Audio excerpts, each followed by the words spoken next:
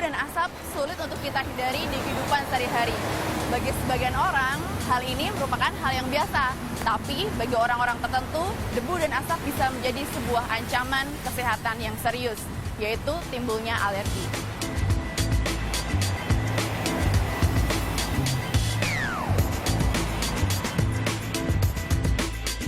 Debu, partikel padat yang ukurannya sangat kecil ini ada di mana-mana. Mudah sekali terhirup dan akhirnya memicu reaksi alergi. Gejalanya mulai dari mata terasa gatal dan berair, hingga kesulitan bernafas atau asma.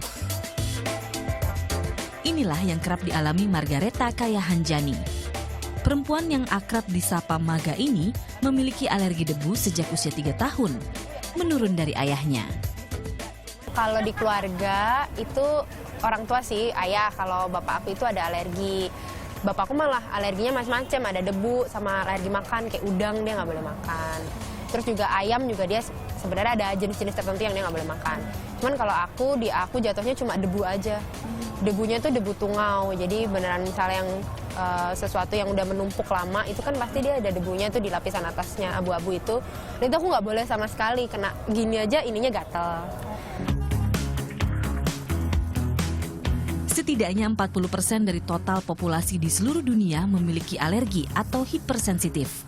Reaksi alergi akan muncul saat tubuh mengantisipasi masuknya zat yang dianggap berbahaya. Inilah yang dikenal dengan istilah alergen. Saat alergen masuk, tubuh akan menghasilkan antibodi imunoglobulin E atau IgA yang terikat pada sel mast. Paparan alergen menyebabkan sel mast pecah dan mengeluarkan zat histamin. Inilah yang kemudian munculkan gejala alergi. Untuk mengantisipasi alerginya, Maga selalu membawa sejumlah obat. Mulai dari obat anti alergi, obat daya tahan tubuh hingga turbo healer untuk penyakit asmanya. Dan agar alerginya tak mudah kambuh, ia lebih waspada terhadap kondisi lingkungan sekitar. Biasanya sih pas datang yang satu tempat baru, pokoknya pas kita datang satu tempat tuh aku ada kayak deteksi sendiri sih, maksudnya kayak aduh ini kok dari aromanya aja udah misalnya baunya lembab atau gimana, terus kelihatan ada kotor-kotor gitu, aku udah jaga-jaga sendiri, nggak akan duduk di kursi-kursi sofa-sofa yang kain atau misalnya deket-deket tirai-tirai yang besar, itu aku nggak mau deket-deket.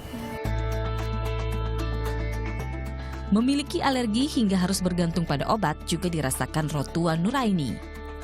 Bedanya, Rotua mengidap urtikaria, yakni alergi suhu dingin yang ditandai dengan gatal dan kulit kemerahan. Dan terkadang sampai kejang otot hingga tak bisa bergerak. Itu sebabnya Rotua selalu sedia baju tebal dan minyak untuk menghangatkan tubuh. Situasi dingin yang saya hadapi itu, yang saya merasa itu alergi, serangan itu, nggak harus yang dingin harus ke puncak ataupun harus yang benar-benar suhunya di bawah 18, enggak. Kadang dia di suhu 22 aja itu udah mulai dingin saya rasa. Itu balik lagi ke ketahanan tubuh saya. Sejak saya 2005 sudah mulai merasakan gejala itu ya.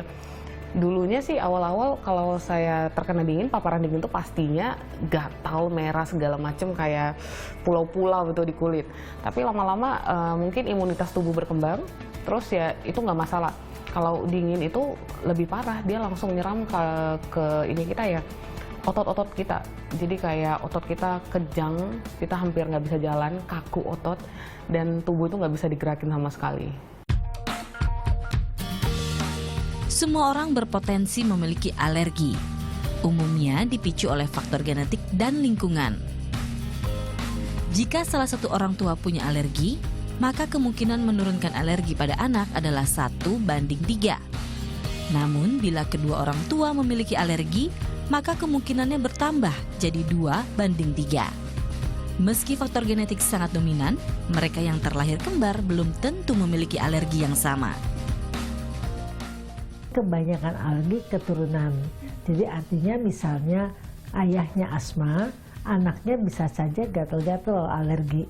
Tidak usah harus asma juga. Tapi bisa juga ayahnya asma atau ibunya asma, anaknya asma. Tapi bisa juga ayahnya asma, anaknya pilek alergi, anaknya lagi, cucunya lagi gatal-gatal seperti itu. Di manifestasi yang saya katakan tadi bisa di pernapasan, bisa di kulit. Alergi yang salah penanganan bisa menimbulkan kematian. Alergi ada yang bisa menyebabkan kematian, kita sebut anafilaksis. Misalnya dia makan obat, kemudian tiba-tiba langsung pingsan, tekanan darah turun. Nah itu yang kita sebut anafilaksis. Gitu. Anafilaksis adalah keadaan yang mengancam nyawa seseorang karena reaksi alergi. Ya, alergi tak bisa dianggap remeh. Meski bukan hal baru, kenyataannya masih banyak orang yang tak biasa menanganinya. Untuk mengantisipasi alergi, kita harus mengetahui dulu faktor pemicu atau alergennya. Caranya bisa dengan menelusuri riwayat keluarga. Selanjutnya, pastikan lewat skin prick test atau tes tusuk jarum. Dalam tes ini ada sekitar 20 sampel alergen yang akan diteteskan pada lengan bagian dalam. Alergen debu tungau, buah stroberi, rumput-rumputan, jamur, makanan laut, bulu kucing, hingga alergen sinar matahari. Biaya tes alergi bisa mencapai 2 juta rupiah, tergantung jumlah alergen yang digunakan. Tak butuh waktu lama, hasilnya keluar hanya dalam 15 menit. Terlihat dari reaksi yang muncul, seperti perubahan warna dan timbul bentol. Tes ini tidak hanya menguji apakah saya positif atau negatif alergi, namun juga memperlihatkan kepada saya jenis alergi apa saja yang saya punya. Untuk mengantisipasi alergi cuaca dingin, kita bisa melakukan beberapa cara. Cek cuaca sebelum keluar rumah. Obat yang mengandung antihistamin atau anti alergi bisa dikonsumsi sebelum beraktivitas. Untuk bagian luar, gunakan bedak antihistamin di badan yang rentan kena cuaca dingin. Jadi pencegahan alergi itu sebetulnya sistemnya avoidance ya, mencegah atau menghindari faktor pencetus. Itu yang utama. Jadi apapun obatnya, kalau faktor pencetus sudah dihindari, alergi tetap akan kambuh. Ya, jadi alergi itu tetap avoidance. Artinya pencegahan dari faktor pencetus. Sementara itu, untuk menghindari reaksi alergi terhadap debu tungau, ada beberapa cara. Sebaiknya hindari penggunaan bantal atau guling berbahan kapuk yang jadi sarangnya debu tungau. Pilihlah yang berbahan dakron. Sementara pada kasur, debu tungau bisa disingkirkan dengan menaburkan 200 gram baking soda. Diamkan selama 30 menit, kemudian bersihkan. Jangan lupa tangkal paparan debu dengan menggunakan masker.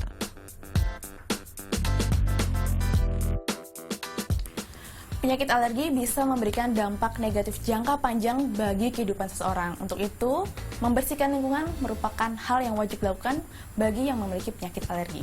Francisca Wuri, Ari Priambodo melaporkan untuknya.